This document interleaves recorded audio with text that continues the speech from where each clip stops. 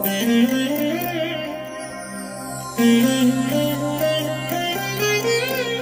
దినం పరము నుండి దిగివచ్చు మాట. ఇది నీ జీవితానికి వెలుగుల బాట. నీ ఒడిలో ఉంచబడిన దీవెనల మూట, అద్భుతాల ఆనంద ఊట.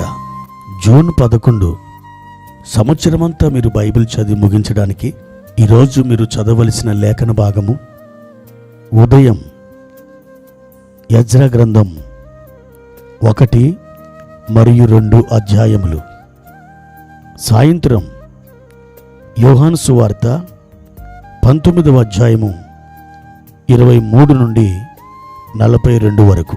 క్రీస్తునందు ప్రియమైన దేవుని బిడ్డలారా, ఈ ఉదయకాల సమయంలో పరలోకపు మహిమ మిమ్మలను కమ్ముకొనుగాక, ఆయన మిమ్మల్ని బలపరచునుగాక. ఎలా ఉన్నారు? బాగున్నారు కదూ? ఆయన తన చేతులలో మిమ్మల్ని పట్టుకొని ఉన్నాడు. నిత్యాశ్రయ దుర్గమగు దేవుడు ఎన్నడూ మిమ్మల్ని విడిచి వెళ్ళడు. ఆయన ఎల్లప్పుడూ తన మహిమగల సన్నిధిని మీకు బయలుపరచుట ద్వారా తన ప్రేమను, తన కనికరాన్ని, తన నమ్మకత్వాన్ని మీ ఎడల ఆయన రూఢిపరుచుకుంటున్నాడు. అంత మంచి దేవుడు. ఈ రోజున మీ కన్నీటికి ఒక ముగింపు వచ్చునని యేసుక్రీస్తు నామములో నేను నమ్ముచున్నాను. ఆయన మాట మీ వేదనకు ఒక ముగింపును తెస్తుంది. ఆయన వాక్కు నీ యొక్క రోగానికి అద్భుతమైన స్వస్థతను దయచేస్తుంది. కాబట్టి ప్రియ సోదరుడా, సోదరి, మీరు ఆయన వైపే చూడండి, ఆయన వైపే కనులెత్తండి. ఈ ఉదయకాలం ప్రభువారు మనకిచ్చిన వాక్య భాగాన్ని చదువుకుందాం.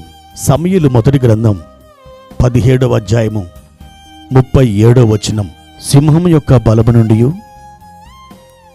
ఎలుగుబంటి యొక్క బలము నుండి నన్ను రక్షించిన యెహోవా ఈ ఫిలిస్తీని చేతుల్లో నుండి కూడాను నన్ను విడిపించుననియు చెప్పాను. ప్రియమైన దేవుని బిడ్డలారా, దావీదుకి యుద్ధం క్రొత్తదే.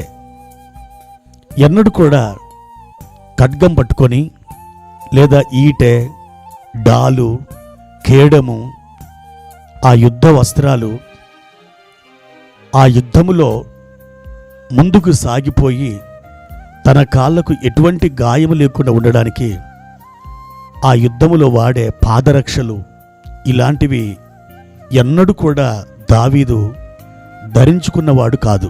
ఆ రోజున ఆ ఉదయకాలం గొల్యాతు మాటలు విన్న దావీదు తనలోని రక్తం సలసల మండడం అతడు గమనించాడు.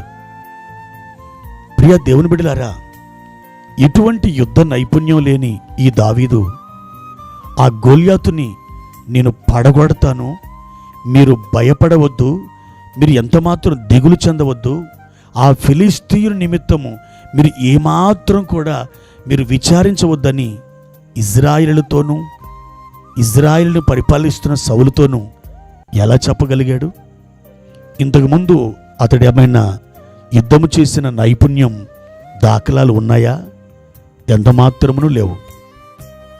మరి ఎలా ఆ గొల్యాతుని జయిస్తానని ఆయన ముందుకు సాగుతున్నాడు?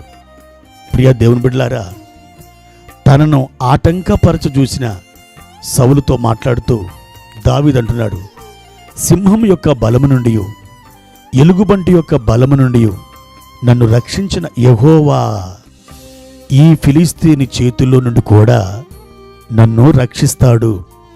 ఇది దావీదు యొక్క విశ్వాసం.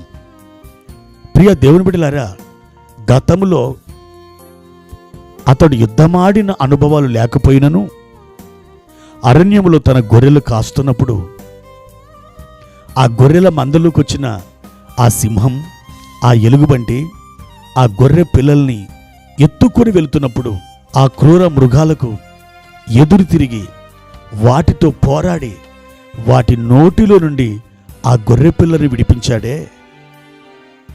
ఇంత గొప్ప సహాయం, శక్తిని, కృపను, బలాన్ని నా దేవుడు నాకు దయచేశాడే.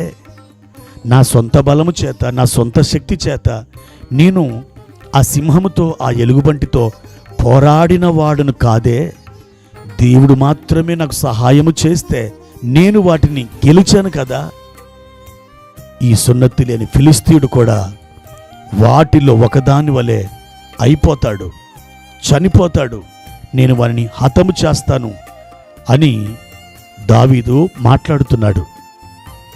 ప్రియ దేవుని బిడ్డ, ఈ రోజున క్రొత్తగా నువ్వు ఎదుర్కొనే సమస్యను బట్టి నువ్వు ఎలా నిరీక్షణతో ముందుకు వెళ్ళాలో తెలుసా? గడిచిన కాలంలో నీ జీవితంలో సింహం లాంటి సమస్యలు, ఎలుగుబంటి లాంటి ఆటంకాలు, ఒక విరోధములు, ఇవన్నీ నీకు వచ్చిన అనుభవాలు ఉన్నాయి.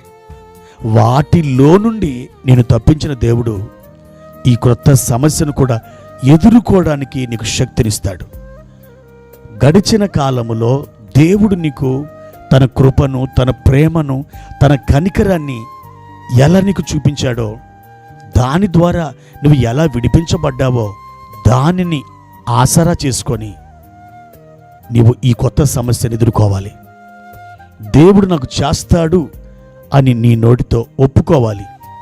దేవుడు నన్ను విడిపిస్తాడు అని నీవు దృఢంగా ఒక నిశ్చయతతో పలకాలి. అదే దిశలో నీ అడుగులు ముందుకు వేయాలి. అప్పుడు దేవుని మహిమ నీకు అద్భుతంగా బయలుపడడం నువ్వు చూడగలుగుతావు.